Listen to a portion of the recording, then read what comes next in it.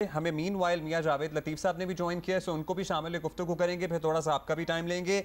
मियाँ साहब शुक्रिया आपने वक्त दिया। मियाँ साहब अच्छी एक रिवायत कायम की है मुस्लिम लीग नून ने इंतखाबी नताइज को तस्लीम करके, अपनी शिकस्त को तस्लीम करके, और बड़े अरसे बाद जो है ये हमने ये भी देखा कि ना जीतने वाली पार्टी की तरफ से कोई धांधली का ऐसा इल्ज़ाम लगा इंतखाबात के दौरान और बाद, पहले तो लग रहे थे, ना हारने वालों की तरफ से लगा। मगर आप लोगों ने अब तक कुछ एक हालत गम तो होती है, लेकिन उस हालत गम में सोच विचार और काम शुरू कर दिया है, ये एसेस करना शुरू कर दिया है कि अंदाजों से इतने गलत नताइज कैसे आ गए? शुक्रिया अब्दुल्ला, लेकिन कोई हालत गम नहीं है, क्योंकि हमने खुशी से ये खुदकशी की है। अगर ये सियासत बचाते तो रियासत नहीं बचती थी। हमने सियासत कुर्बान कर ली, मगर रियासत को अपने ताई हमने बचाने की कोशिश की। अब देखने वाली बात यह है कि हमारी कुर्बानी को रियासत शक की निगाह से देखती है। ये आने वाला वक्त बताएगा, और जो वक्त गुजरेगा। मियाँ साहब, यहाँ रियासत के देखने ना देखने की बात है नहीं, यहाँ तो ये है कि आवाम आपकी कुर्बानी को किस निगाह से देखती है। तो आवाम ने आपकी कुर्बानी को नहीं वैल्यू किया, कल ये साबित तो हुआ। अब्दुल्ला, बात ये है कि अगर मुझे अपनी बात मुकम्मल करने ji sir, please the floor is yours, तो शायद बेहतर मैं बता सकूं या समझा पाऊं।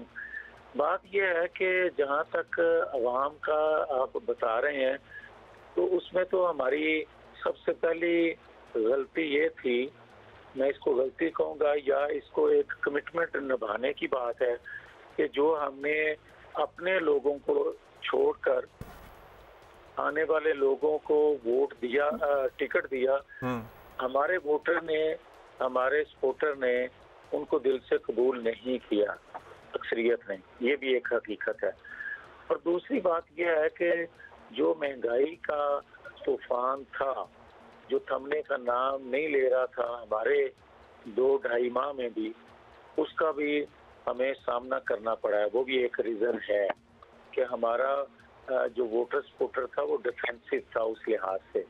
और जो मैंने बात की है कि हमारी कुर्बानी को रियासत ने शक की निगाह से देखा है, ये एक हकीकत है। और आने वाला वक्त जो है, ये भी चीज़ें खुलेंगी जब थोड़ा टाइम गुजरेगा। क्योंकि आपको याद होगा कि जब जुल्फ़िकार अली भुट्टो को फांसी हुई तो 20 साल बाद इकरार किया गया था कि जुल्फ़िकार अली भुट्टो का अदालती कत्ल था। इसी तरह नवाज शरीफ को हाईजैकर जब बनाया गया था, तो सजा देने के बाद 23 साल बाद ये इतराफ़ किया गया कि नहीं, वो ज्यादती हुई नवाज शरीफ से। अब भी मैं बिल्कुल क्लियर हूँ, इस वक्त कोई ये बात कहने को तैयार नहीं है। मैं कह रहा हूँ कि एक वक्त आएगा। मैं ये सोच रहा हूँ मियाँ साहब, आपने तो एक नया पंडोरास बॉक्स खोल दिया। मतलब आप कह रहे हैं कि रियासत ने तस्लीम नहीं किया या आपकी कुर्बानी की कदर नहीं की, आपको शक की निगाह से देख रहे हैं, तो इससे तो बहुत सारे सवालात और उठते हैं। जी, तलत साहब से पूछ लेते हैं। तलत साहब बताएं, मियाँ साहब तो यही कह रहे हैं कि सियासत की जी कुर्बानी हुई है, रियासत ने शक की निगाह से देख रही है। बिल्कुल, तो वफाकी हुकूमत भी अब खतरे में आ गई है इसी वजह से। तो आगे आप क्या देख रहे हैं कि क्या होगा?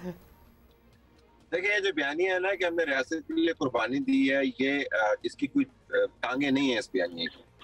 बात ये कर रहे हैं बुनियादी तौर पर कि जब इमरान खान हुकूमत से निकले और इत्तेहादियों का साथ छोड़ गए, तो उस वक्त पाकिस्तान की माशी हालत बहुत बुरी थी। अगर बहुत मुश्किल फैसले ना किए जाते जिनकी पॉलिटिकल कॉस्ट उठानी पड़ती, तो पाकिस्तान जो है दिवालिया हो जाता। और वो ये आप बता ही रहे हैं कि हमने वो मुश्किल फैसले किए। अब जब वो कहते हैं कि रियासत ने इसको कदर की निगाह से नहीं देखा, तो वो बता आपको ये रहे हैं कि रियासत शायद इनको ये इलेक्शन जितवा देती। मतलब ये कि बैनुल सतूर यही बात कर रहे हैं ना कि रियासत ने और किस तरह कुर्बानी को अप्रिशिएट करना था। कोई इनको कोई जानवर तो सस्ते नहीं भेज देने थे ईद उल अजहा के ऊपर ना, यही करना था कि इनको जो है वो इलेक्शन नहीं या इलेक्शन में कोई मदद करती। अब वो कहते हैं कि हम है न्यूट्रल। जरा रिवाइंड कर लें इस टेप को। शहबाज शरीफ साहब के घर में किसी ने पैगाम नहीं भेजा था, नून लीग के घर में किसी ने पैगाम नहीं भेजा था कि आप प्राइम मिनिस्टर बन जाएं।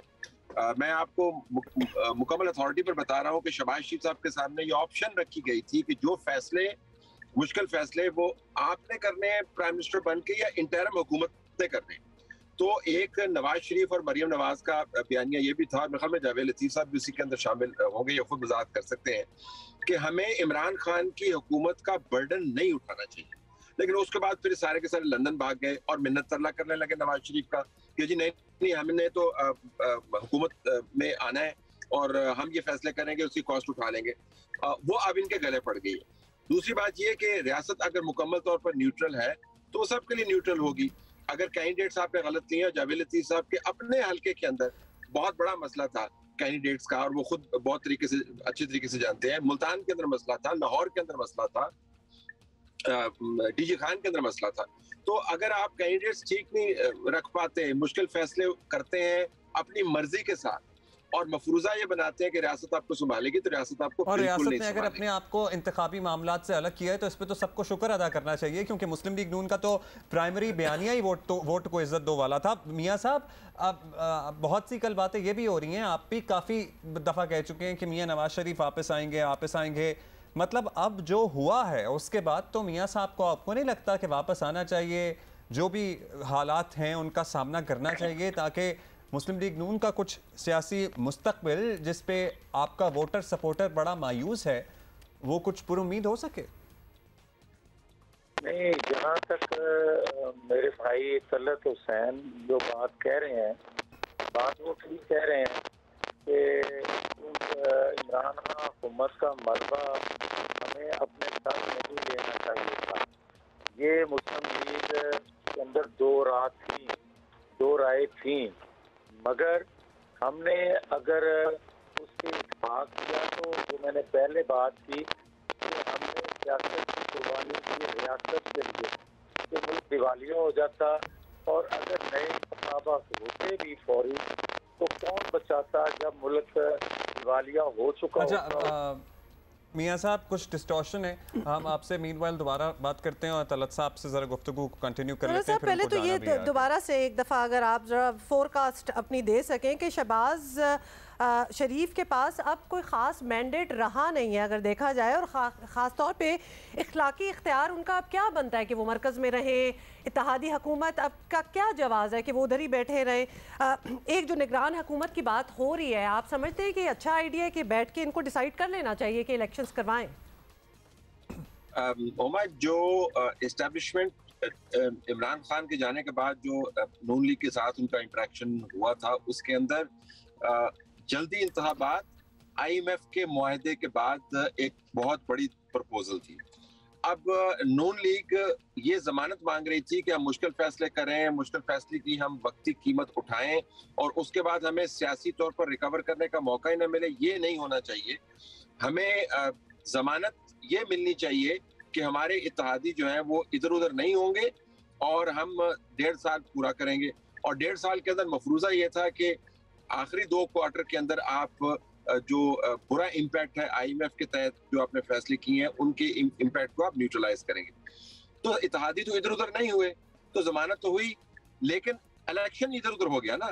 तो अब जो आपने बात की है कि पंजाब में तो जाहिर है नंबर्स अब हमजा शहबाज के पास नहीं है, लेकिन दिलचस्प बात पंजाब में अब आपको ये नजर आती है कि अगर पाकिस्तान तहरीक इंसाफ ये चाहती है कि उसको जल्दी इंतखाबात चाहिए तो उनको परवेज इलाही को राजी करना होगा कि वो अपना कैंडिडेचर विड्रॉ करें और पंजाब के अंदर चीफ मिनिस्ट्री जो है अपने लिए वो तजवीज़ ना करें और PTI की लाइन ले। अब देखना ही होगा परवेज इलाही ये बात मानते हैं या नहीं मानते।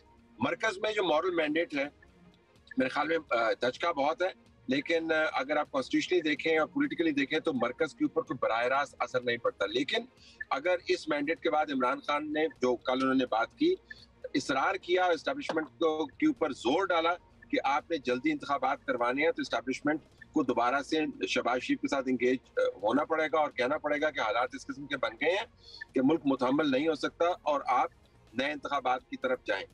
लेकिन जो उसमें एक और कॉम्प्लेक्सिटी है, देखना ही होगा कि नए इंतखाबात के शोर में जो IMF के साथ डील है कहीं वो डीरेल तो नहीं हो जाती है, सस्पेंड तो नहीं हो जाती, तो तीनों खौफनाक असरात भी मुरत्तब हो सकते हैं। मियां साहब, जी मियां साहब, मियां जावेद साहब, आप जरा कंटिन्यू कर लीजिए। एक तो ये कि मियां नवाज शरीफ को सूनर और लेटर, इनफैक्ट सूनर आप वापस आ जाना चाहिए या आ जाना चाहिए था इनफैक्ट इससे पहले भी, क्योंकि मुस्लिम लीग नून के लिए अब शायद तज्जियाकार ये भी कहते हैं कि वाहिद लाइफलाइन वही बचे हैं। तो एक तो इस पे बता दीजिएगा क्या क्या राय है, क्या हातमी फैसला है। दूसरा ये कि वफाक में सर्टनली कॉन्स्टिट्यूशनली तो कोई ऐसा फ़र्क नहीं पड़ा, लेकिन मोरल अथॉरिटी तो आपकी कमज़ोर हुई है वफाक में मरकज़ में हुकूमत करने की। देखें, पहले भी जो हुकूमत इत्तेहादियों की थी या है वफाक में एक कौमी हुकूमत की शक्ल में, वो पहले भी इस अखलाकी को जवाब नहीं था कि हम उसको लंबा खींचते उस हुकूमत को। उसकी वजह यह है कि जब तक आप फ्रेश मैंडेट अवाम का आपके पास हो ना, आप बड़े फैसले करने की अखलाकी तौर पे कोई जवाब नहीं है आपके पास। और अगर जो आप फैसले कर रहे थे मईशत के हवाले से, बचाने के हवाले से, ठीक है ये मुल्क की ज़रूरत थी, मगर हकीकत यही है कि आपको नए इंतखाबात की तरफ उस वक्त भी जाना चाहिए था, आज भी जाना चाहिए। और अब तो बहुत ज़रूरी है कि एक अदम एतमाद है। जैसे भी मैं समझता हूँ कि मैं ये नहीं कह रहा कि इंतखाबात जो कल हुए हैं उसमें हम शिकस्त को तस्लीम नहीं करते, हम शिकस्त को तस्लीम करते हैं। मगर अगर कोई ये कहे कि बंद कमरों में बकौल इमरान खान और फवाद चौधरी के बंद कमरों में जजेज और जर्नैल फैसले करते आए हैं या हो रहे हैं, तो करते तो आए थे। ये एक हकीकत है कि नवाज शरीफ और मरियम नवाज शरीफ के खिलाफ फैसले जो आए, क्या वो हकीकत नहीं थे जो इमरान खान कह रहा था? और आज अगर कोई फैसले हुए हैं तो उसको कोट करना चाहिए इमरान खान को। ये है वो बात जो मैं कहना चाहता हूं। आप जब कहते हैं कि रियासत ने आपकी कदर नहीं की या बंद कमरों में फैसले, आपको लगता है कि कल का इलेक्शन भी बंद कमरों में फैसले का नतीजा है किसी? मैंने आज तक ये बात नहीं की थी। मैं आज कोट कर रहा हूँ इमरान खान को, फवाद चौधरी को, कि वो कह रहा है कि बंद कमरों में फैसले होते हैं। तो फिर क्या नवाज शरीफ को जो सजा दी गई थी ये भी इकरार करें ना इमरान खान साहब कि बंद कमरों में फैसले हुए। और फिर फॉरेन फंडिंग केस का जो फैसला है वो आज तक क्यों वो फैसला महफूज है? 8 साल से वो फैसला क्यों नहीं हुआ? ये भी तो कौम को बताया जाए ना। फिर सर, कल के इलेक्शन पे बता देना, कल आप समझते हैं कि किसी किस्म के फैसलों का अमल दखल था या आवाम का फैसला था कल? अब अब्दुल्ला, बात ये है कि सारी चीजों को आप सामने रख के कोई एनालिसिस कर सकते हैं। ये नहीं हो सकता कि एक चीज को आप कोट कर लें और दूसरी चीजों को नजरअंदाज करें। ये नहीं होता। और फिर आप देखें कि कल की टाइमिंग, परसों की टाइमिंग, जलील शरपुरी का इस्तीफा देना, फिर दूसरे लोगों का कहना कि वो राब्ते में है, ये सारी चीजें कोट होती हैं इलेक्शन पे। आप तो एक और ही तस्वीर बना रहे हैं। तला साहब, क्लोजिंग कमेंट जरा 30 सेकंड्स है हमारे पास, आप दे दीजिए और then you can continue with your journey and with the rest of the program. देखिए, नून लीग को अब ये समझ आ गई है कि, और ये मैं क्लोजिंग रिमार्क्स दे रहा हूँ, नून लीग को अब ये समझ आ गई है या आ जानी चाहिए कि इस्टेब्लिशमेंट की जो दोस्ती है वो उसकी दुश्मनी से ज्यादा तबाहकुन साबित होती है। शहबाज शरीफ ने जो ऑप्शन एक्सरसाइज की प्राइम मिनिस्टर बनने की, अपनी ख्वाहिश की इताअत करते हुए उन्होंने पार्टी को इस हालत में लगा दिया है कि अब आने वाले दिनों में इनके पार्टी के टिकट लेने वाले जो उम्मीदवार हैं वो भी 2 मरतबा सोचेंगे। क्योंकि आज़ाद उम्मीदवार, बिल्कुल आखिर में आपको बता दूं, पता क्या कह रहे हैं? वो कह रहे हैं कि लास्ट टाइम जब हम आज़ाद उम्मीदवार के तौर पर लड़े थे ना, हम जीत गए थे। इस मरतबा नून के टिकट के ऊपर लड़े हैं तो हमारी ऐसी की तैसी हो गई है। ये किया है शहबाज शरीफ साहब की इस्टेब्लिशमेंट की दोस्ती की स्ट्रेटजी ने। बहुत शुक्रिया आपका तलत साहब, and thank you for being with us during journey, and thank you मियां जावेद लतीफ़ साहब, आपका भी शुक्रिया, आपने बहुत सी बातें कहीं भी बिटवीन द लाइंस भी कहीं।